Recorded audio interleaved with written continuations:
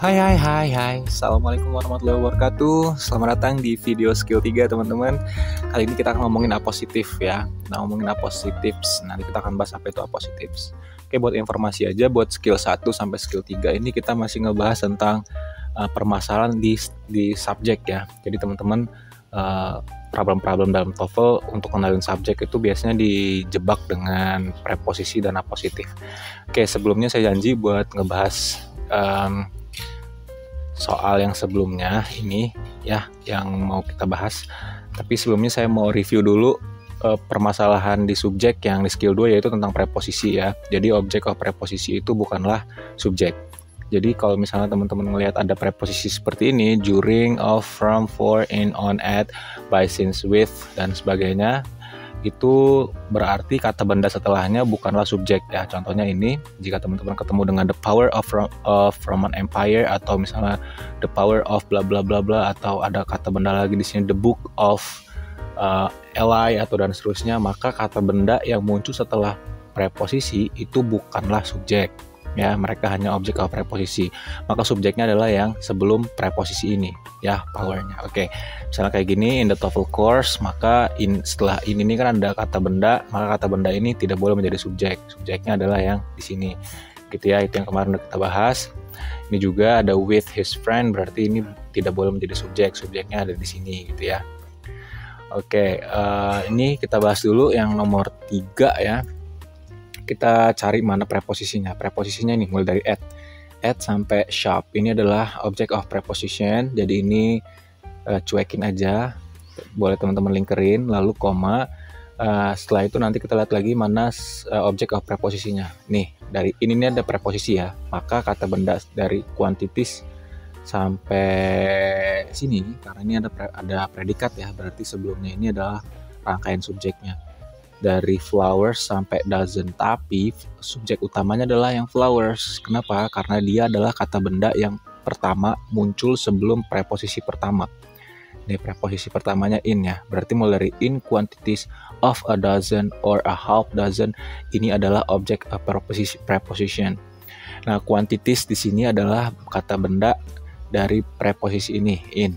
Lalu a dozen sampai or a half dozen, ini adalah preposisi dari of. Maka ini adalah rangkaian preposisi, bukanlah subjek. Subjek utamanya adalah kata benda pertama yang muncul sebelum preposisi, yaitu yang flowers. Oke, ini akan berguna buat teman-teman untuk ngecek mana sih subjek utamanya, sehingga nanti bisa dicocokin sama predikatnya. Oke, ini subjeknya, ini predikatnya ya. Ya, can be delivered. Berarti ini benar kalimatnya ya. Jawabannya adalah C. Oke, sekali lagi ini adalah preposisi dilingkerin, lalu yang dilingkerin dari sini adalah mulai dari in sampai sini ya, yang dilingkerin. Subjek utamanya adalah flowers, predikat adalah can, maka kalimat ini correct, benar. Oke, nomor 4, the progressive reading methods, ini noun utama karena nggak ada preposisi. Nah, ini ada preposisi at these schools ya. At-nya preposisi, ini kata bendanya, berarti ini adalah object of preposition. Maka ini bukanlah subjeknya, ini rangkaian subjek saja. Predikatnya are ya, are given. Berarti ini subjek, ini predikat sudah oke, kalimatnya benar. Tapi kalau teman-teman mau nambahin lagi mana yang jadi preposisi, ini ada ya. Ini for the improved, and for ini preposisi, berarti ini adalah the improved test scores. Ini adalah object of preposition dari for. Oke, gitu ya untuk kenalin mana. Oh, ini hanya object of preposition. Nomor 5. Berarti nomor 4 ini correct ya. Nomor 5 sekarang. For the last 3 years. For ini adalah preposisi, maka the last 3 years ini adalah object of prepositions. Lalu ada preposisi lagi at various hospitals. Ini juga adalah object of prepositions. Kenapa? Karena ada preposisi at. Lalu ini ada preposisi in, the county ya, the county ini noun tapi ada preposisi in. Oke, jadi ini hanya object of prepositions, ini juga object of prepositions, yang ini juga object of prepositions. Berarti nggak ada subjeknya ya, di sini nggak ada subjek utamanya ya.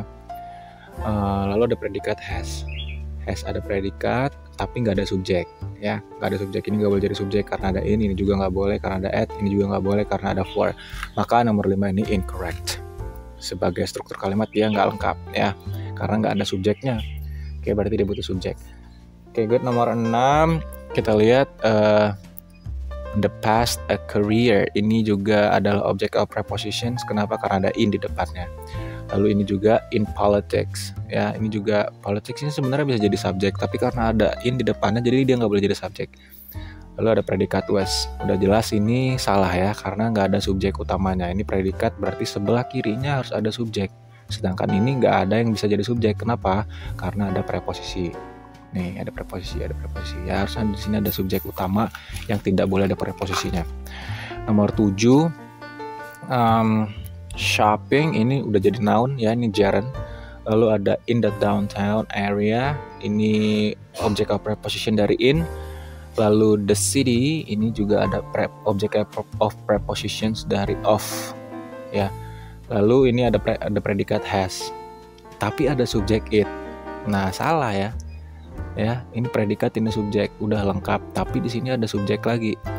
Salah ya. Jadi ini salah. Walaupun dia muncul sebelum preposisi ya, harus ya di sini kan noun muncul sebelum preposisi, maka ini jadi subjek.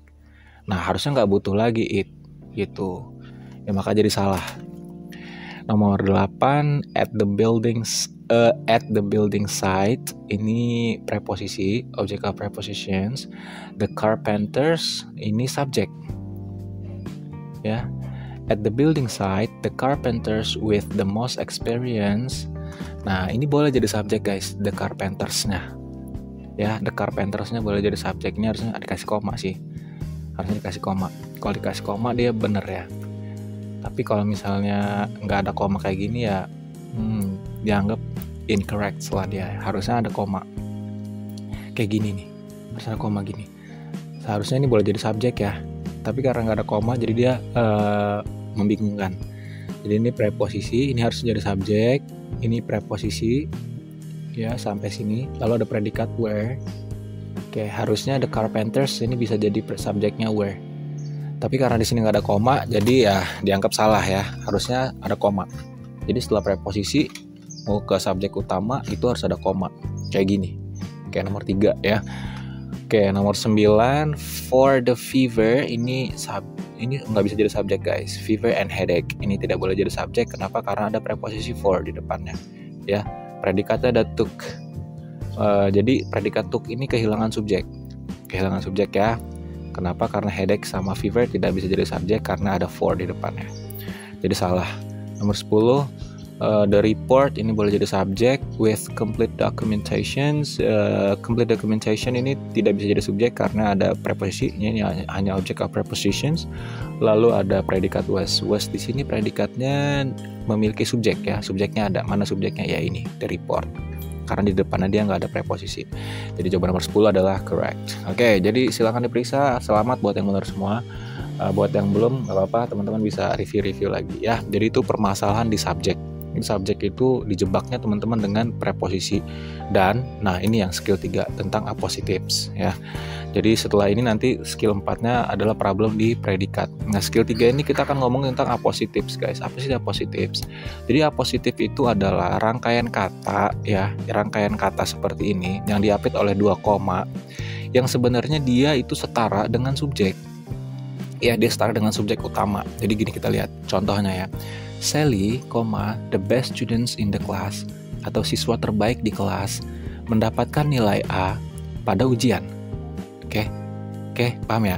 Nah, jadi Sally, lalu ada koma lagi. Sebenarnya ketika 2 koma ini dihilangkan dan rangkaian kata ini dihilangkan, kalimat ini sudah benar. Sally got an A on the exam. Oke. Tapi di sini dikasih ada kata yang menjelaskan, rangkaian kata yang menjelaskan lagi, mempertegas siapa si Sally. Ya. Jadi nah yang mempertegas inilah yang disebut dengan appositif. Tapi syaratnya di sini benda utamanya harus setara dengan si Sally. Nah, Sally ini siapa? Students gitu. Sally, the best students in the class. Atau misalnya gini, Bapak Jokowi, Presiden Republik Indonesia gitu ya, seorang Presiden Republik Indonesia, mengunjungi provinsi Lombok misalnya gitu. Nah, kata kerjanya mengunjungi gitu. Tapi seorang presiden Republik Indonesia itu adalah positif, gitu ya. Oke, jadi seperti itu teman-teman. Nah, nanti begini, posisinya bisa Sally di sini di depan, koma, atau the best student in the class-nya di depan. Jadi Sally-nya kita pindah. Jadi the best student in the class, koma, Sally got an A. Bedanya adalah ketika the best student in the class-nya dipindah ke depan, Sally-nya pindah ke sini, dan antara Sally dan got itu tidak boleh dipisah koma. Oke, begitu ya. Kayak gitu.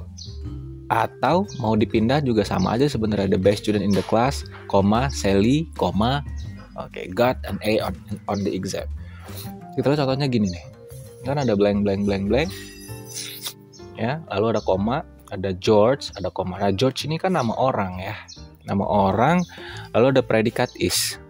Nah, nama orang ini seolah-olah boleh jadi subjek, tapi subjek ini didampingi oleh predikat is yang diapit oleh satu koma. Hukumnya adalah ketika ada subjek, lalu ada predikat, itu tidak boleh dipisah sama satu koma, ya. Subjek dan predikat tidak boleh dipisah satu koma. Kalau mau harus dipisah 2 koma. Oke. Nah, berarti kalau sudah harus dipisah dengan 2 koma ini, maka subjek utamanya adalah yang di sini. Ya. Subjek utama di sini yang sejajar dengan George. Oke, yang sejajar dengan George. Samalah dengan yang di sini. Ini kan Sally subjek utama, predikatnya adalah got. Lalu Sally ini kan harus disela dengan 2 koma.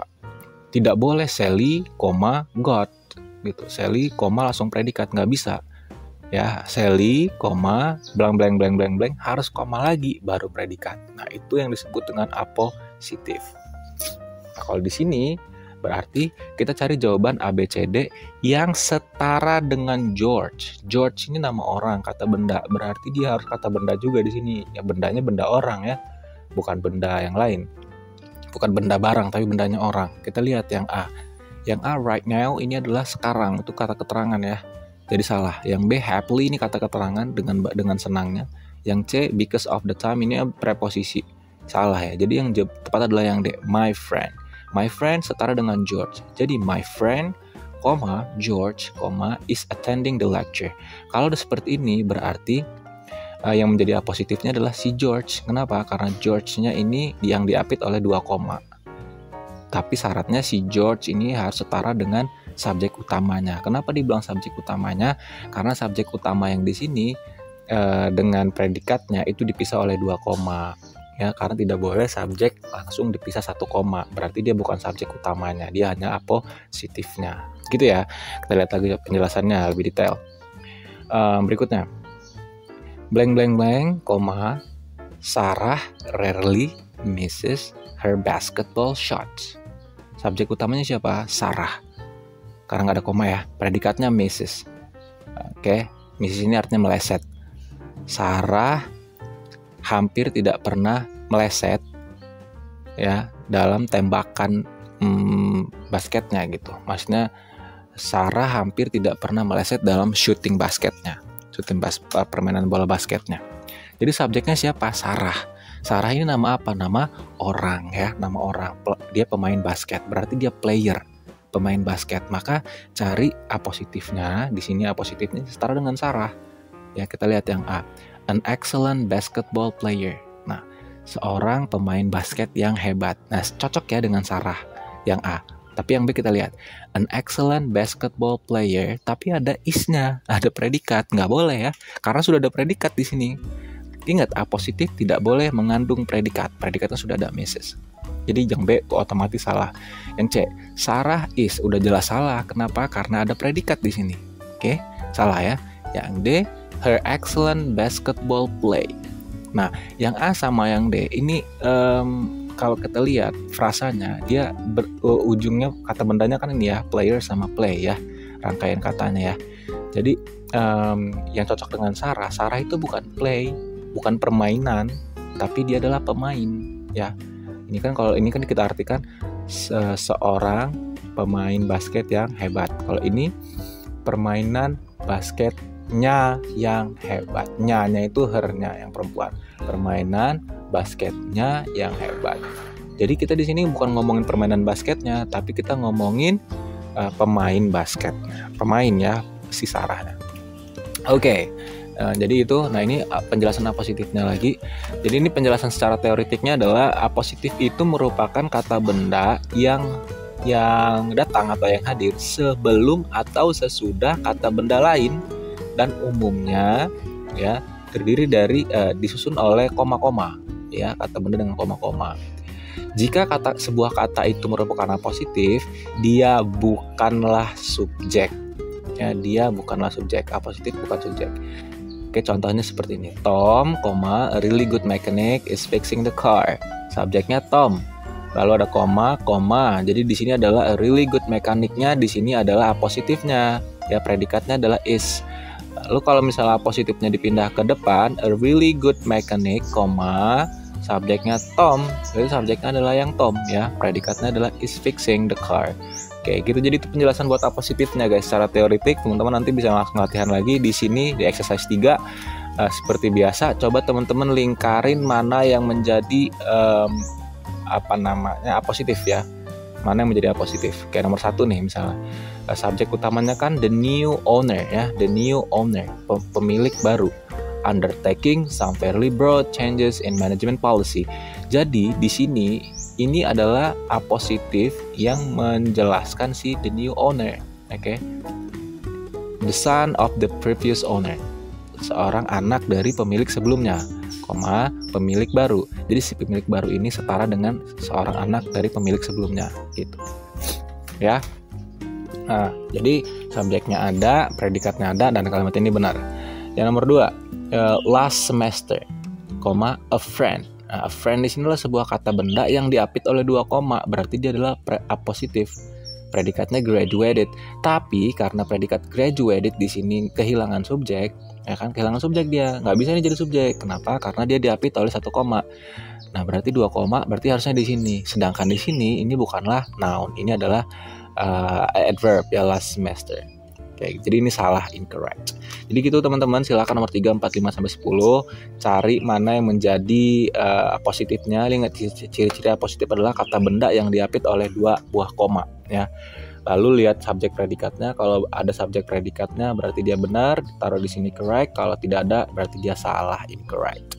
Oke, itu untuk materi kita di A positif, ya guys. Jadi teman-teman, kalau misalnya teman-teman lancar skill 1 dan skill 2 sampai skill 3, berarti itu teman-teman udah lolos untuk memahami problem di subjek. Berikutnya kita akan mempelajari tentang problem di predikat di skill 4 participle aktif dan skill 5 past participle, ya. Oke, jadi itu teman-teman, silakan dipelajarin, semoga bermanfaat. Sampai ketemu lagi di video selanjutnya. Salam sehat selalu, tetap semangat, dan assalamualaikum warahmatullahi wabarakatuh. Ciao and bye-bye.